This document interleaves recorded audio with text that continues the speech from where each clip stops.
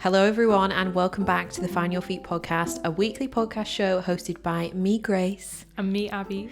Here to talk to you all about everything to do with self-love, wellness, positivity, and basically just helping you live your best life. Welcome back to the show, everybody. Today we're actually bringing you an episode around navigating the holidays because it's approaching that time, isn't it? I feel like December is just wind down time. Yeah. Like the whole of December, you just start to wind down. Yeah. And everyone starts to maybe go home for Christmas. Maybe they're around people that they're not usually around. And it can be quite a challenging time. I think it comes with a lot of expectations. Mm-hmm. And I think the more you kind of like prepare yourself to maybe set boundaries and protect your energy, then the better time you're going to have. Yeah. You know, just a bit more self-awareness around it. Yeah. And I feel like so many of our audience are on like a self-development journey that sometimes actually like they might not live at home anymore, might live in a different city, and then they're going home for Christmas and they actually might be quite a different version of themselves like before, do you know what I mean, from maybe like last year or whenever you were last at home. So there could actually be a lot of people listening to this who are a bit nervous about the holiday times. Yeah, definitely. And they might not even realise that that's what it is. Do you know what I mean? That like anticipation of, oh, you're going home, you've got all these plans. It's like, God, why is this overwhelming me? And it might actually just be that it's like not what you're used to anymore. And yeah, like you said, like you might outgrow people. So yeah, as I said, it can be quite challenging. There's also like so many expectations in December as well. Like I feel like it's quite a high pressure month as well for people. Like you've got to spend more money, you're getting asked to come out more. Like it can just be, there's that as well. Yeah, it's like your whole routine is kind of thrown off a bit. Yeah, not to sound like we're shitting on Christmas, and no, we don't. We love it. We love Christmas. We love being festive. I feel like we need to get a tree in the office. We have got this big, massive, leafy plant in the corner. We could put lights on it, or would that kill it? Maybe. No, I don't think so. We could put some baubles on Peter. What do we call him? Peter, the positivity plant. And we said that when we needed positivity, we're going to worship him. We haven't really done that, have we? We forgot. No, we should definitely decorate him. No, I do love Christmas, but yeah, that's definitely what I've experienced. Even over the last week, I've been like starting to overwhelm myself, thinking, oh my God, I've got all these plans. But then literally last night I had to overwhelm myself. I was like, Abby, stop being such a Scrooge. I was like going out with my mum and stuff, and I was like getting stressed out because I was like, oh, I need to go out early and I haven't got time to finish work. And I was like, God, this is going to happen so many times in December. And then I was like, do you know what? I'm just so grateful I have family and friends that want to spend time with me. Do you know what I mean? Sometimes you just need to like bring yourself down a notch. But I think it is natural if you're not used to going out on weeknights and stuff, and all of a sudden you've got all these plans, it's easy to get overwhelmed, thinking, God, I've got to spread myself thinner than usual. Like, how am I gonna show up for all these things? But flipping to gratitude always helps, because I did have a really nice night, but yeah, I was like literally being a little Scrooge before it. Well, that's not fun. Yeah, no, I was like, Abby, stop being a Scrooge. But it's just that, it's like the general overwhelm of December and more expectations and stuff. I think expectations to always be having a good time as well. You know, like there's all these like things, like there's obviously New Year's Eve, and then in the UK there's this weird thing called Mad Friday. I don't think that's a thing in other countries. No, I don't think it is. And we're going out on Mad Friday. I know, we're weirdos. We're going to be mad on Mad Friday. Yeah. No, but is it an English thing? I think it is just an English thing. Scotland and stuff. Oh, they probably do have in Scotland, I think. Yeah. It's where all the Friday what? It's for all the alkies. Oh, is it? Well, that's why we're going. But I imagine they've got it in Scotland. And actually I don't know. They have different like holidays and stuff in Ireland, don't they? Yeah. Well, basically Mad Friday is the Friday before Christmas. Yeah. And everyone goes out and goes mad. Yeah. Mad Friday. It's wild. I haven't been out on Mad Friday in quite a few years, but I remember I used to go. Yeah. It would be the night, it'd be like, you're going out Mad Friday and you'd go and you just have a great time. Well, that's going to be us. It is. So we're going to go and celebrate a fabulous year. Yeah, it's actually become our Christmas party. Yeah. With our millions of members of staff of just me and you. We could have like an office party and then go out and be mad. But no, there is that expectation to always be busy or have a plan, or because if not, then you'll just get FOMO. Yeah, I think what's also this is a bit random, but just got me thinking about that like expectation thing. What's also actually quite highlighted at this time of year for some people is like who is single.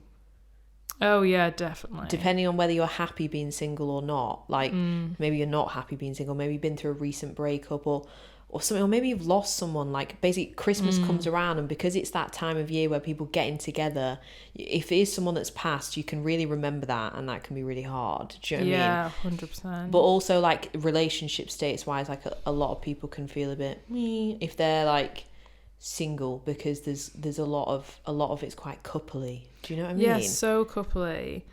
Definitely, yeah. I think like it's a time where grief can come to surface, because like you said, yeah, you're around people and you realise who's not there. And I think, yeah, with like couples, I think probably people feel it more because then you also like think about the times when you were with someone around Christmas. But that actually is why, honestly, like I was saying on last week's episode, guys, how I've like deleted all my apps. Oh yeah. That's because literally I had this moment where I was like, obviously not last Christmas because I was with someone, but I've had that around Christmas. I've really felt that where like I've been maybe trying to get over someone or something, and then a Christmas comes and you feel like this really heaviness, like it just feels like it's maximized, but it doesn't feel like the truth. It's just because everything is heightened. Yeah. So that's why I deleted all my stuff, because I was like, this year I'm gonna just really focus on my own energy and feel really good from inside, you know, rather than like sprangling my energy and then it comes to Christmas and I'm like, oh god, I feel weird. Yeah, and just enjoying your Christmas being single as what it is, because there's a lot of plus sides to it as well, like friends, all this stuff. Like on New Year's Eve, I'm going wild. I'm going to the best party in the UK, I reckon. Yeah, probably. But like I was like, fuck it, I'm gonna go and have the bougiest New Year's Eve ever with one of my friends who's also single, and I'm like, loads of her friends, she's a bit older than me, loads of her friends are actually like engaged and stuff, so they're because New Year's Eve, I feel like it's either one way. You're either in a couple and you're doing really coupley shit, or you're single and you're either at home crying or you're out with your girls having the best time ever. And I was just like, so I just said to her like, let's just go, because it's quite this party's rather on the pricier side of things, a bit excessive, but I was like, it's memories for a lifetime. Let's just go. Who knows, next year, mate, you might be engaged, not you, her. Yeah. And then we won't get to have our single girls New Year's Eve being wild together, getting dressed up, getting blow dries, going out. So I was like, let's just enjoy it. Yeah, exactly. I mean? So I couldn't be happier where I am this year. But definitely I didn't even think about it like that 100%, especially New Year. I think New Year just brings everything to the surface. New Year's is the biggest like expectation hangover thing, isn't it? Like you've got to have the best night ever, otherwise you're worthless piece of shit. And if you're not happy with your relationship status, like that's very highlighted, and there's all sorts going on. Highlighted. I've had 2 huge breakups around New Year's. Have you? Because you get 2 years and you're like, fucking hell. Yeah, no, so now I feel like it's a bit tarnished. But you said you deleted the apps, but there was one app that's come back in. We need to update everybody on and just tell them. We need to give them a review, because people always want to know about stuff like this. Like I love hearing about people. Oh, right, yeah. Well, yeah, but I don't want to shit on it too much. No. In case my husband is on that. Yeah, true, you don't know. But as in initial reactions. But initial because reaction. I feel like this app is very idolised and put on a pedestal. Oh, right, okay. Do you know what I mean? Yeah. Yeah, so basically, guys, I applied to Raya, which if you don't know, what is it? It's like for exclusive dating. Yeah, it's like a date. Everyone knows what it is. Everyone knows what Raya is. Everyone that I spoke to, my friends, do they are not like, know what it is? No. Okay, right. It's Raya, quite like a London-y thing. Really? Well, it's a dating app where apparently you've got to be a celeb to get on it. And Abby's a massive celeb, so she was straight on there. Like, they basically have to approve you to get on. Like, they go and check out your Instagram and stuff, like how superficial. But it's basically so that then, obviously, like, the people on there that you're matching with are on, like, this certain vibe or whatever. But I think it started off as a celebrity dating app. But actually... I think there might be some celebs on it. I have no idea. I haven't seen any celebs on there. Really? But I've heard that people have seen like Shawn Mendes on there. Oh, yeah. Oh, do you know who Lewis on mine, Capaldi actually? as well, I swear. But people have said that they've seen him on Hinge and stuff. I can't remember who it was. Knows? Someone came up and he was fit and he was a celeb. And it was his actual profile. And I liked him. He didn't like me back. How fucking rude. I can't remember who it was. Have you still got the app? Yeah, but you can't see who you've liked or anything. But you don't know, you might like you back. Yeah, I literally can't remember who it was. It was I was like, oh my god, it was really random. So basically, you apply. It took you 3 months to get approved. Yeah, 2-3 months, something like that. I didn't even know you'd applied. You should tell me. I would have done it. I did tell you. No, I said to you I was with Jenny and we did it. Oh, it was months ago when I was at Jenny's house. Oh, right. Has she been approved? I don't think she's got it, but I pressed on Ash to approve me, but I don't think she ever did. Oh. So I wasn't... Oh, yeah, because you get referred to it. Yeah, I wasn't referred. If you get referred, you get on straight away. Is that right? No, I don't think so. No. Well, I pressed on Ash, and I don't know if she did anything with that. I don't know. I don't think it even sent her a thing. But yeah, it took ages to do it. And then, yeah, it like approved me at 33 minutes past 3 on Saturday night. And I was like, oh my God. It's a sign. Maybe it's a sign. 333 is actually my lucky number. So I was like, maybe it's a sign. And then obviously I've been like saying how I was having a break from dating now. So I was like, do I even want it? Like, so I didn't download it all day. And then I was like, fuck it. I just need to see who's on there. Yeah, you've got to do it for everyone. You've got to let everyone know. So you had to get it. Yeah, and I was highly disappointed, I've got to say. It's just weird. It's a really weird app. I don't really get how it works. Right? Yeah, because it's showing you people. Sponsor us at this rate. Yeah, sorry, Raya. Yeah, it was just showing me girls. You can't put it on like just guys. That's so random. Yeah, so I was just getting like loads of girls. But also what's random is it was showing you people in America. Oh yeah, and it just shows you people in like Manhattan, Miami. Like, I think the aim is that you across can the Atlantic Ocean. How are you going to go on a date? If you wanted to literally find someone around, if you moved to America and you wanted a boyfriend in America, or something, you could probably do it because you can type in and you put like graphic designers in LA. That's what you might do. Be good for hiring if anyone's looking to try. Yeah, well, you can put that. Staff, yeah, you well, know? Not staff, but you can put like I'm just looking for friends or whatever as like your option. Oh, really? Yeah, maybe some people might put in like podcasters in the River Valley. Yeah, they're looking for us. But yeah, I didn't. Honestly, and it suggests you about 4 people. 3 of them were girls, and then if you want more people in your area, it's £50 a month. Yeah, that's crazy, and you already paid £17 just to get on the app in the first place. Yeah. Well, you did it for the... Highly disappointed. You did it for the crew so that we could all know what it was like. Yeah. And I mean, I'm going to say maybe it would get better. I really don't think it would. £50 a month is so much money, but maybe if you're really committed to dating and to dating... if you really wanted to meet the right person, someone exclusive on Rare, some celeb, then maybe you would not see that as a big expense. No. And like, you know, like some people are like, oh my God, Hinge is like a bit like pretentious or whatever, you know, compared to Tinder. Oh, right. Like, because I feel like open up, it is different. The dating app world is different than if you're in a city. Than in London, or Manchester. Yeah, exactly. So like Tinder around here, I think is still quite normal. And then you've got Hinge, and I think some guys think, oh, if you're on Hinge, like you're really committed to something if you're on Hinge. Really? Yeah, definitely. Because you have to like write stuff about yourself. Yeah. And I've heard people say like, oh, Hinge is for like, oh, like cool kids or whatever. Because you know, like you can find like your edgy boys on there. Yeah. But Ray is like another level. It's like you press on the picture and then it goes for a slideshow. And like these guys all look like they've got like the same kind of picture. They're all like photography pictures with some really funny filters on, like. And I'm just watching these slideshows. Like, I'm like, it's a bit bizarre. Wow. I've only got about 3 pictures on my slideshow. Like, you can put about 20 pictures on it, it just flicks through. And I'm like, oh my God. And you put a song on it? You do have to have a song to your profile. What's your song? It's called A Little While. What is it? I just want to talk to you for a little while. No, it's like, I don't really know how to explain it. It's just a song I really like. It's from like, when me and Frank used to be close, we'd always exchange songs. It's just a really good song. Is it like a vibey song? It's just like, I want to say like Arctic Monkeys, but it's not like Arctic Monkeys. But what do you even call that? I don't know. Like rock? Boy band. Boy band. But not boy band like he's really cool. It's just one guy. Like he's a really good singer. I go and see him. Oh, right. Imagine if you put some like cringe song on it like, how sweet it is to be loved by you. I know, you can tell everyone's really thought about the songs. Like, oh, I want to look cool. A lot of people have got Drake on. Oh, yeah. But Drake, that's quite basic bitch, I think, to put that on there. Yeah, because it's not very creative. No, well, that's what I mean. I put A Little While on because no one knows that song. It's actually a really good song. So I reckon people might listen to it and be like, oh, cool. But no one's freaking looking at profile anyway. But that's the thing. I don't think anyone's really using it around here anyway. So, like, it's just dead. Still the same people on it. Yeah, when I've heard people talking about using it who live in, like, Manchester and stuff, they said they were talking to people who like live in London on it. Yeah. So even that, like, even if you are, say you're in Manchester, maybe it'll show you more people. It's still showing you people, like, because I think there isn't that many people on it. No, not all. Because I was like, how do I just like put it on like the area to be Manchester? But I couldn't figure that out. It's quite a hard app to use. So yeah, anyway, there's our Raya lowdown. If anyone's thinking about it, you know. Around here. Maybe in London it'd be good. Yeah. Maybe I'll test it when I go to London this weekend. Because I know it's picking up on my location in the background. Yeah, do that and then. But then why would I want to meet someone from London anyway? I can't be asked with a long distance relationship. True. Just not for it. Although you never know. You never know. I'm a busy gal. The universe might have a different plan. Yeah, it might.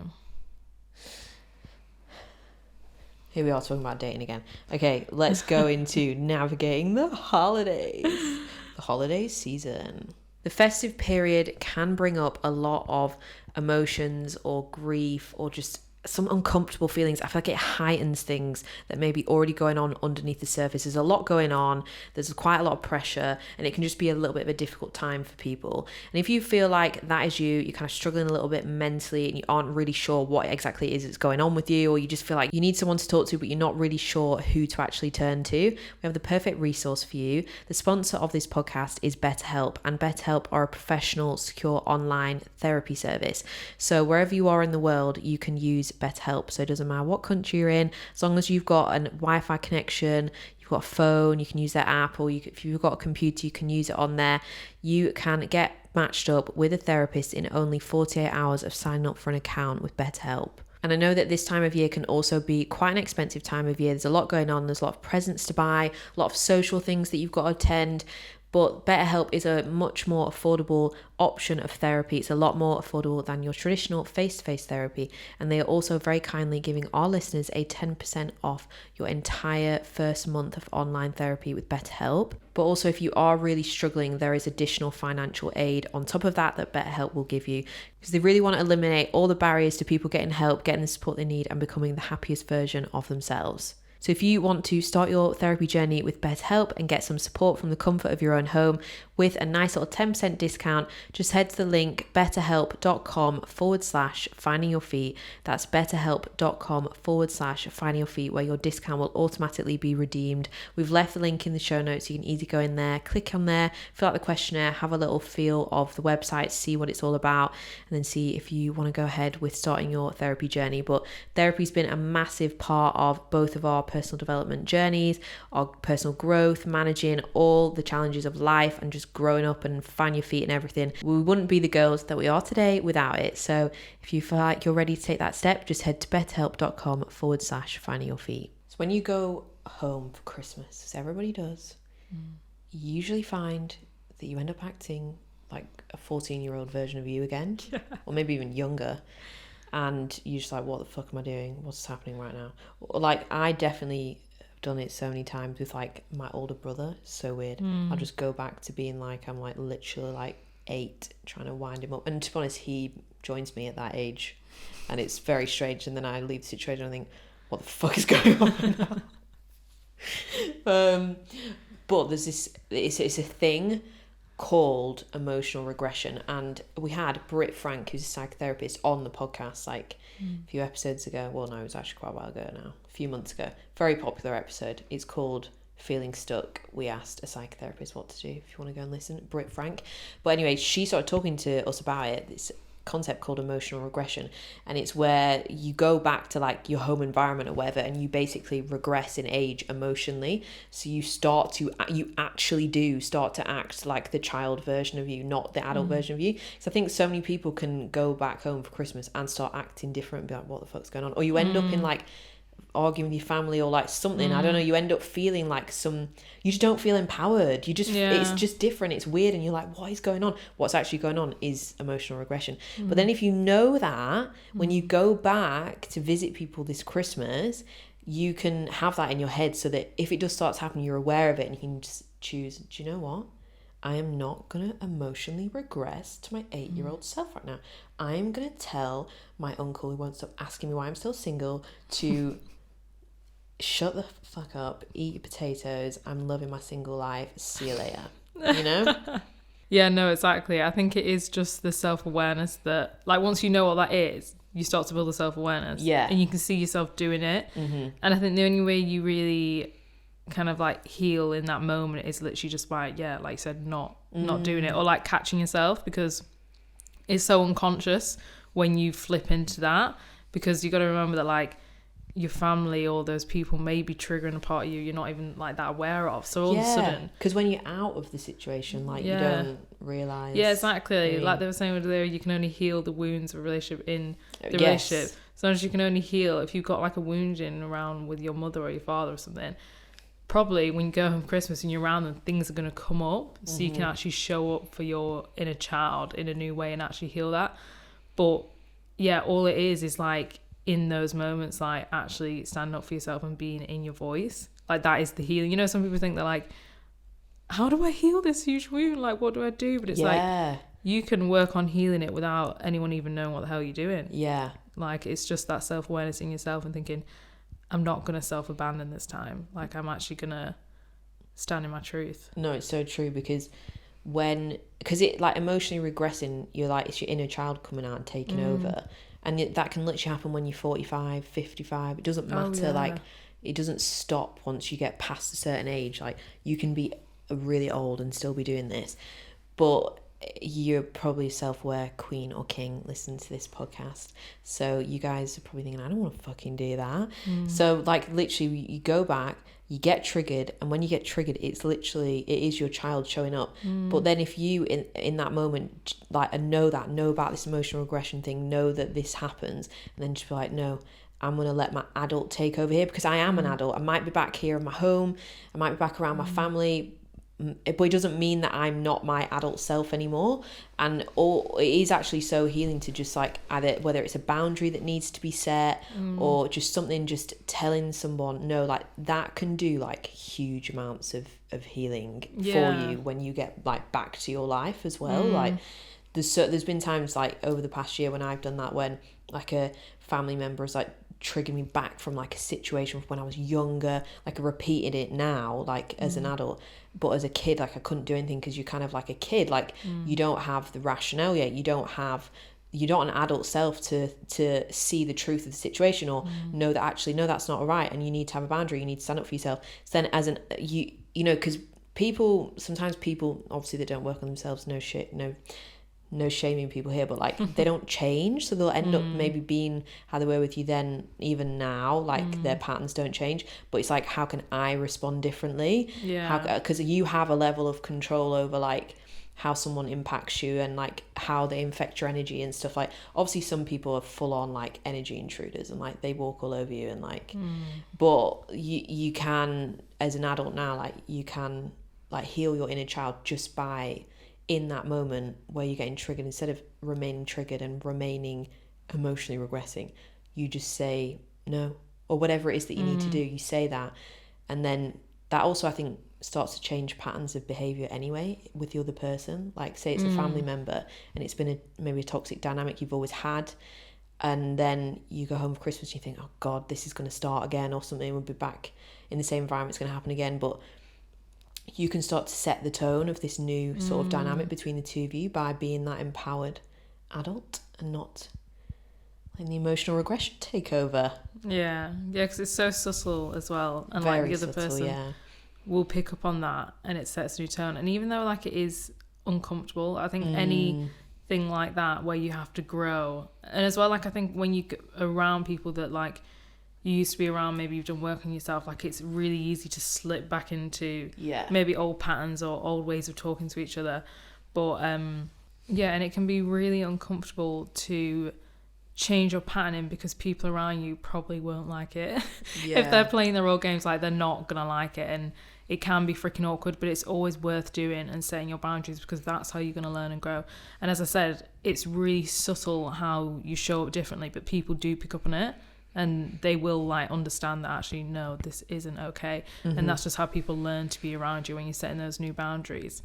And Estelle Bingham has like a really nice concept that she always says, it's like one of her things, which is like drawing your line in the sand. So the actual quote that she says is, I have a line in the sand where I end and you begin. And it's basically about setting boundaries and protecting your energy, and knowing that like just because you set a boundary with someone, and just because you're stern with someone, doesn't mean you love them any less. Or doesn't mean you're taking anything away from them. Like you, by being in your truth and doing what feels like most empowered and best for you, and the healthier the healthiest way to be in that moment does not mean that you love someone any less. Because I think that can easily be on the other side of someone that's maybe not so self-aware. That is how it can be picked up, but that's not your responsibility. Because if you're going to live your whole life thinking, oh, how are they going to interpret this, how are they going to interpret that, you're going to waste so much energy thinking about how other people feel, but you can't take responsibility for how other people feel. Yeah, it's a good one as well to think about with people setting boundaries with you as well. Yeah, like, because boundaries aren't just being set because this person's like toxic or something. You set boundaries all the time because it's every day. They have to be about, you have to have boundaries with yourself as well, as in like whatever that is, I don't scroll all night or something like that, or or people I go to the gym 5 times a week because for my health, like boundaries within yourself as well, like you need to have those. But I think even that quote is very powerful for you to understand and respect other people's boundaries by just knowing, it doesn't mean they don't love you. It doesn't mean, and if you're doing it to someone else, it doesn't mean you don't love them. It's just like, the line in the sand where you end and I begin. Yeah. Because you don't need to become enmeshed with people like that. Yeah. And obviously there's a whole world of enmeshing and codependency and all that stuff, which is just a big thing in itself. But it's like a hard one to learn how to do that. But it's very powerful when you do. And actually, it's not just about when you're at home for Christmas, whatever, doing it. Oh, no. It's at work. It's in all of your life to like understand that the line in the sand thing is powerful. Yeah, it's really powerful. I think it's like the visual of it, like the line in the sand. Like you actually, well, I do anyway. I literally imagine like a line in the sand. Like we are separate people. That's what she talks about a lot. Is like not merging with people, not getting all mixed up in their shit. Codependency, as you said, like. You are you, I am me, and like how can we in the most healthy way communicate, be around each other, coexist in a way that feels good for both of you? Because even like setting those boundaries yourself, like that's always going to benefit the other person as well. Like it's always like that knock-on effect of healthy communication. You wouldn't even realize, like, even not to go into it, but even one of my friends the other day, like I spoke my truth in this situation and then I didn't even think anything of it, and then like literally a week later she was like, I really loved how you said that to that person. And I was like, what? I was like, what was it? Or you can't say? I can't say on the podcast. So by you like drawing your line in the sand and being empowered, like you may not even realize how many people around you are actually looking at you thinking, God, that's really inspiring. I want to set some boundaries. Yeah, and then they'll want to step into it. But like, it's not an unloving thing to do. It's really not, because if you don't have boundaries with other people, like you aren't going to be able to show up as the best version of you. You aren't going to be able to do what you need to do. Like I always think about like if just like the things you need to do, you need to like random examples, but like for me, like of what time I need to go to bed, and that I do actually need to go and do a workout, or I need to like all these little things that I know fill me up and make me the most optimized version of me. Like even having boundaries within myself, like no, I need to go to bed at this time and wake up at this time because I have a day of work that I need to get done. Like boundaries within yourself, otherwise you can't show up as the best person for like the podcast right now. People listen, I couldn't do this well, like or whoever you're doing, whoever you're serving at work. But then also like I always think about as well in business, like if you don't have those boundaries, you haven't got a business. Because if you let other people tell you how to run your business, they will never get a good service from you or a good product or anything.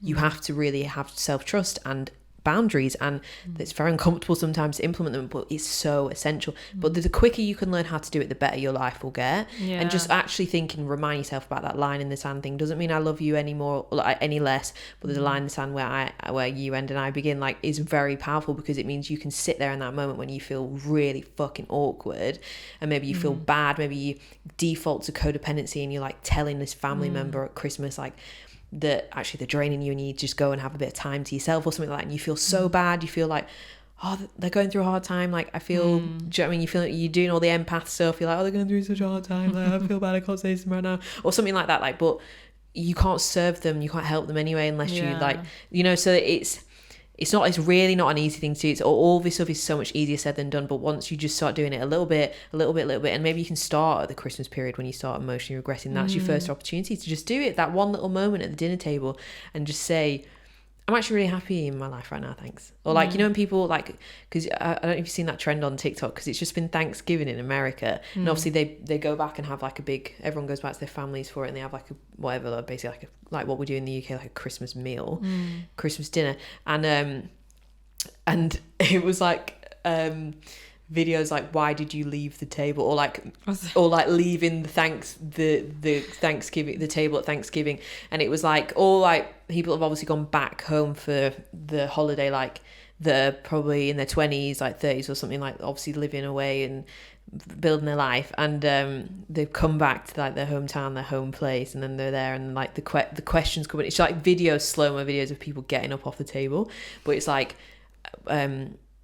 why are you still single, or like when are you going to get a proper job, or like are you making any money off TikTok yet, or something like that, like do you know what I mean? Like it's so, there's all that stuff like does happen around that time of year when you see certain people, like even like can even just be like not even your family, but like family friends that you end up seeing, do you know what I mean, that like just ask weird fucking questions, and it's just strange. But if you just like just think in that moment, like I'm not gonna like you say self-abandon, like I'm not gonna I'm not gonna feel sheepish, or I'm not gonna like let my inner child like just take over here. Like I'm gonna be the empowered adult and like just do that one little thing. Maybe just tell that family friend like, actually, like your job's going great and you're thriving and you getting promoted all the time or whatever. Like, and you might think, oh, I sound like a big-headed prick, but actually it's gonna make them shut up and they're probably not ask you the same question next year or something like that. And that is the first little step you need to do to then be able to go and do it in bigger parts of your life, because to have the like empowered life that you want and the life that you want, you do have to do all this stuff. Like it's not easy, but you've got to do it. But it serves everybody in your life anyway. They might not understand that. If they listen to that quote, they'll get it. But if they've not heard that, they might not get that. But at the end of the day, like it's for their best interests as well. Yeah, 100%. It's like you just got to have those uncomfortable conversations. I was actually listening to a pod, it just came on my YouTube. Did you listen to it with Stephen Bartlett? Simon's, how do you say Simon Sinek. Yeah. I think he's had him on twice. Which one was it? Yeah, well, I think I've listened to it before, but it came on and I was like, I just fancy listening to it again. I can't remember if it's one or two, but he was talking about that. It was really interesting about like the basically like Gen Zs and this new generation are a generation of people that won't accept shit, basically, especially like in the workplace. Oh, yeah. Like, whereas like it used to pass where like you're not getting paid enough and you're not being treated well and all this stuff, and like now it doesn't pass as much, but what he said, we're still even more raising a generation of people that avoid uncomfortable conversations. So instead of having the conversation of like, you're not paying me enough for the work I'm doing, we're apparently raising a generation of people that just leave. Oh yeah, they just quit. Yeah, because they don't want, like, it's so uncomfortable for people to have those conversations. Like, it's so uncomfortable to like just stand in your truth and be like, this isn't right, or like even being that vulnerability. Like, people find it unbearable. I felt it before. Like it feels almost unbearable, but it's the only way you grow. Like, you will not grow if you're not in those kind of situations. So when I was listening to that, I was like, it's so fucking true. Like, anytime that I'm in one of those really awkward situations, I'm like, I don't really want to have this conversation. Like, this feels uncomfortable for me. It's like, you're going to grow every single time you have one of those. And that comes with even setting those little boundaries when you speak up, when you say, oh, that doesn't sit right with me, or please don't speak to me like that. Even though it's really uncomfortable, it's like, that's the only way you'll grow. Like, if you just like wrap yourself in cotton wool and avoid those conversations, then you're never going to grow as a person. Yeah. Or help other people around you grow. Yeah. And I think as well with like, just when we're talking about being around family and stuff, I feel like there's two halves to it. Is that setting the boundaries, standing your truth, knowing your worth, in that is so healing, as we said. And I think the other part of it, which you just have to keep in the back of your mind, especially around this Christmas time, is like that ultimate acceptance of where people are at. Yeah. And that you can't really like save people that don't want to be saved and stuff like that. Because if you're on that kind of journey where you're working on yourself and then you're back around people that maybe know an old version of you, it's really easy to fall into this trap of being like, oh, I want them to know what I'm experiencing, or I want to help them, or like, they've always been so stuck, why can't I help them?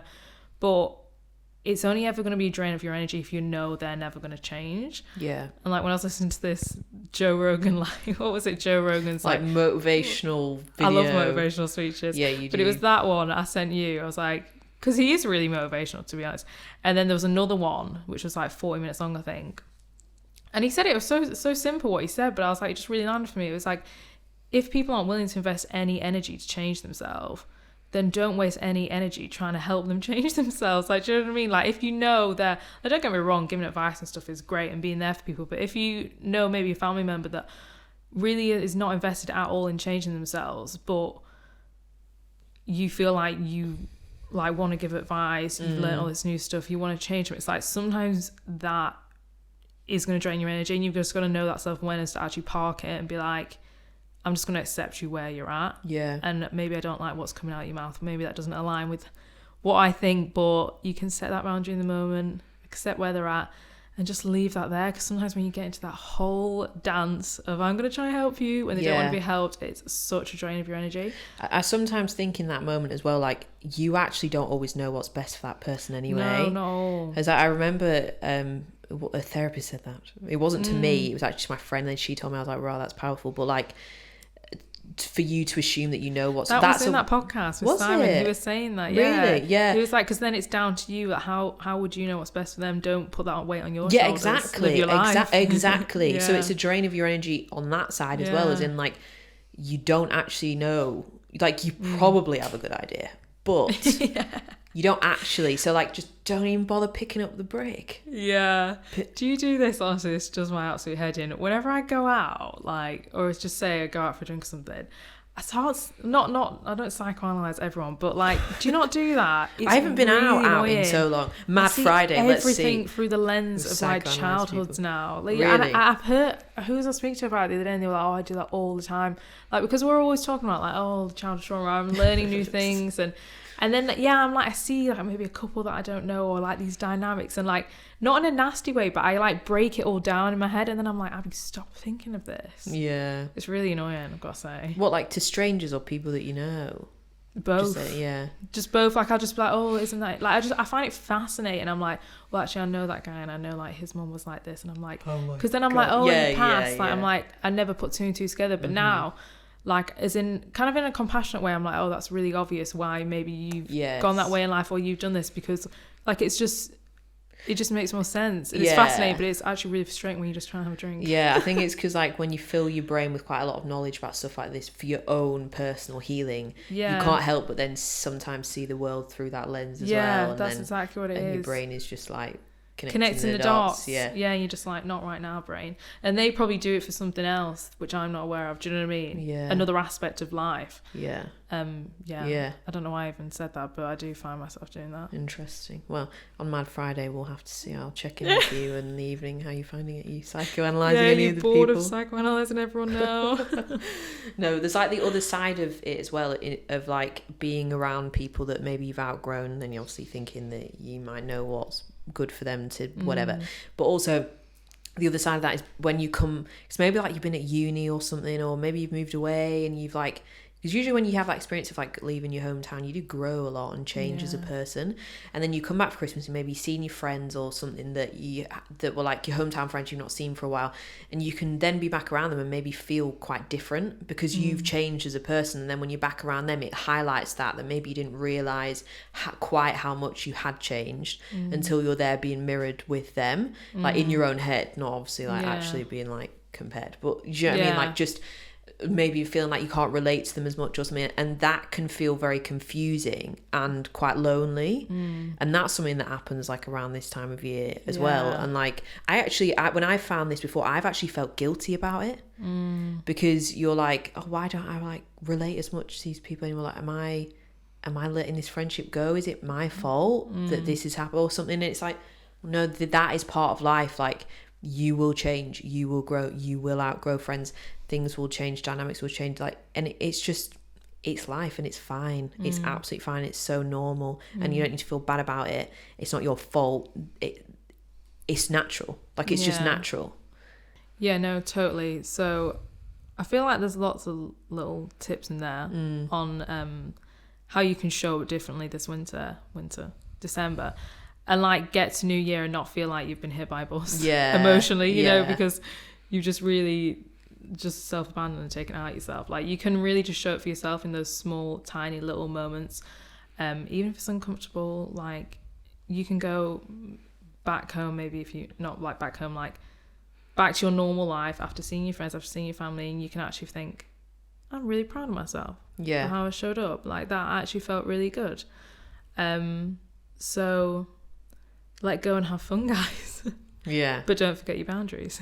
Yeah, and I think as well, don't feel weird or alien or bad for like trying to still prioritize your routines during like the holiday period, because you know, like obviously like most like you just end up not doing any of it and like obviously just relaxing and whatever and just lying down and eating. Yeah, and that's great, we love that.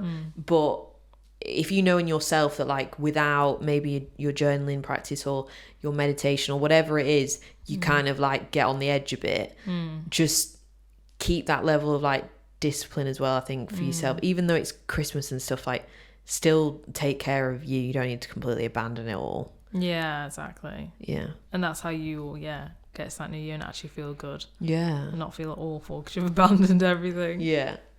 But thank you for listening, everybody, and Merry Christmas. No, I'm joking, it's a bit early for that. But we will be back with episodes before Christmas anyway. Yeah. It's like a holiday lowdown 101, let's survive the holiday season episode. But yeah. Because I feel like Christmas is just starting, isn't it? Yeah. Like, even if it's like Christmas parties, being around maybe people in your office out. Yeah, they've already started all those. Yeah. Can always be like sometimes a weird time. So, but as we said anyway, everything we talked about is just general, really useful for life. Boundaries. Yeah. Guys, come and follow us on social media. We're on TikTok, we're on Instagram at Finding Your Feet Podcast. We're on YouTube if you want to come and watch us and Grace with her little microphone. We had to have a little replacement this month. This episode. But come and join in the fun. We're always posting lots of bits, and we've rebranded as well on Instagram, so we're like on fire, posting content all the time now and there now, after being radio silent for months. Yeah, you literally don't want to miss out. Yeah, so come and join in the fun. Juice. Yeah, but we'll see you next Wednesday, guys. Bye.